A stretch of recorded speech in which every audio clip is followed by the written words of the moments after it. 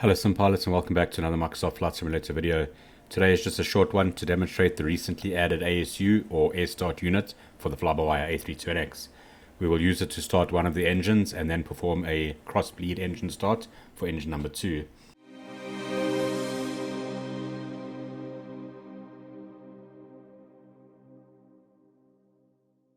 This is used in the event of an APU failure. So if you would like to simulate something like this before your next flight, then this little tutorial has you covered. When an aircraft has an inoperative APU, there is no supply of high pressure air available on board the aircraft to spin the turbine to allow the engine to start. So the solution to this is to use something else, an external source of air, which is supplied by a unit known as an Air Start unit, or just simply known as a ASU. These little units are mobile towed units that usually have an old APU or even an old jet engine housed inside them. So we use this air supply to start the engine while we're still on the sand before pushback and while we still have external power available to the aircraft. After the engine is started with the ASU, then the external power can be removed and then we can do a cross-bleed engine start to start the other engine. We use the bleed air from engine number 1 to start engine number 2. As always, if you find value in these videos, then smash that like button and please subscribe if you haven't done so already. Over 80% of my viewers are not subscribed to the channel, so please do so. Share the videos to those you think would benefit. It really helps us out. Okay, so some prerequisites before we get started. Make sure your aircraft is set up for the flight. The passengers have already been loaded. The fuel has already been done. We are pretty much ready to ask for engine startup and pushback. The doors are closed, but the external power must still be connected.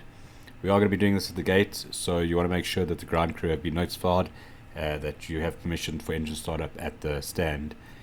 If you're flying in VATSIM, you may want to request startup at the gate and that you're going to be using a crossbleed engine start, because it does take a little bit longer than a normal start up.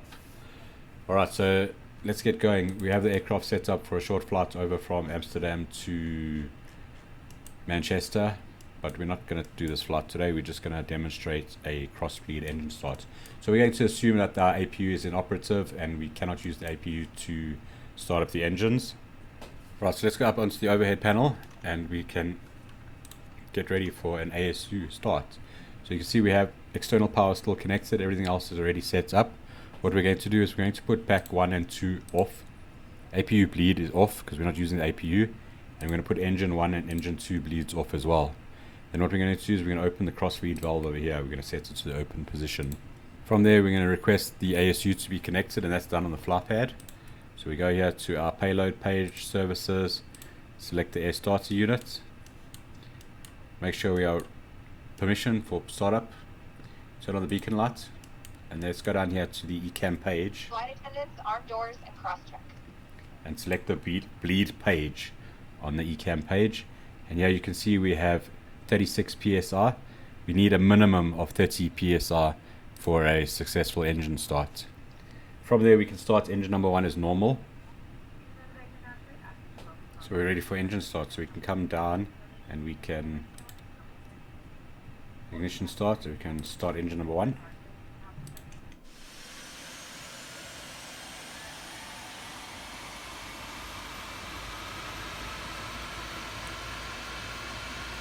Now the bleed air is being used to start engine number 1. So we go back to the engine page. You can see we have the engine 1 starting up.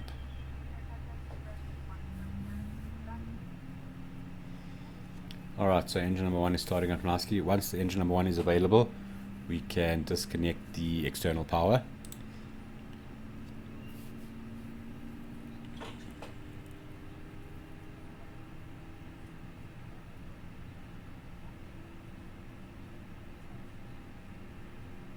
Okay, there we have engine number 1 available. So let's go upstairs and disconnect the external power. External power has been disconnected. And we can also disconnect the air starter unit. Now we're running on 1 engine. Then what we need to do is we need to go back up to the overhead panel. We can turn pack 1 and 2 on, because we now have bleed air from the engine number 1. We can do engine 1 bleed on. We'll leave engine number 2 bleed off for now. And we're also going to leave the cross bleed valve open, because we're going to be doing a cross-bleed engine start using the bleed air from engine number 1 to start up engine number 2. and that we can do right now. So put the ignition switch back to normal.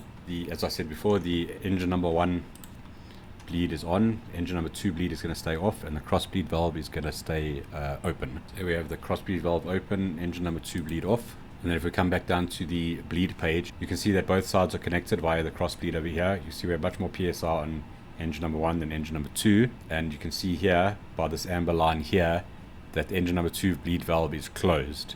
That's indicated by this amber line here above the IP. You can see this one's connected, this one is not. And with that done, we are ready to start engine number 2 using the bleed air from engine number 1. So I'm going to deselect the bleed page. I'm going to put the ignition switch back to start, and we're going to start engine number 2. We need to ensure that the ignition bleed PSR for engine number 2 is at or above 30 PSR before attempting to start the engine. And as you can see over here, it is sitting above 30. It's at 36 at the moment, but it is dropping. If it was below 30, we could bump up the throttles for engine number 1 a little bit to get it above 30 before putting the engine master switch 2 to the on position. So I'm going to put it on now, and you're going to see the PSR start dropping here. We needed to maintain at least above 25 PSI during the entire start procedure. And to do that, what we can do is we can advance the throttles forward for the already running engine number 1. So let's flick that switch right there. And engine number 2 should start up. You see the PSI dropping. I'm just going to advance the throttles forward a little bit. Now, unfortunately, I've only got a single throttle, so I can't advance only the one engine forward.